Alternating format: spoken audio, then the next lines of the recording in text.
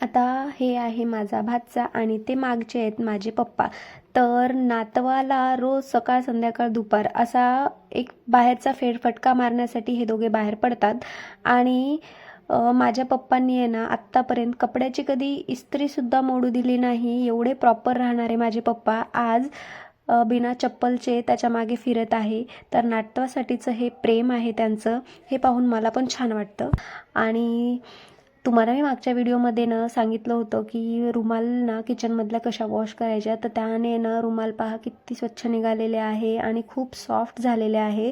तेलकटपणा आणि वास त्याचा पूर्णपणे निघून जातो. ही ट्रिक नक्की यूज करा.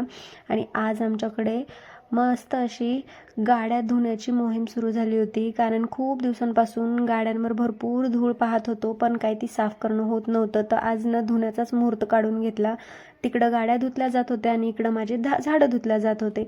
तर स्वच्छ असे झाडांवरची सगळी धूळ जी आहे ना ती काढून घेतली. झाडांना प्रॉपर पाणी देऊन घेतलं आणि कुठल्या झाडांना काही प्रॉब्लेम होता तो पण सगळा काढून घेतला. आणि आता फक्त एकाच झाडाचं काम राहिलं होतं.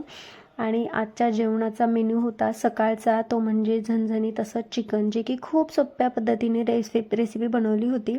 आणि त्यानंतर हॉस्पिटलला गेलो आणि भरपूर असं डॉक्टरांकडून स्वीट न खाण्याचं लेक्चर ऐकून आलो. आणि बाहेर आलं की लगेच असं मसाला दूध प्यायला घेतलं. आता मी तरी नाही घेतलं, पण हस्बंडनी मात्र घेतलं.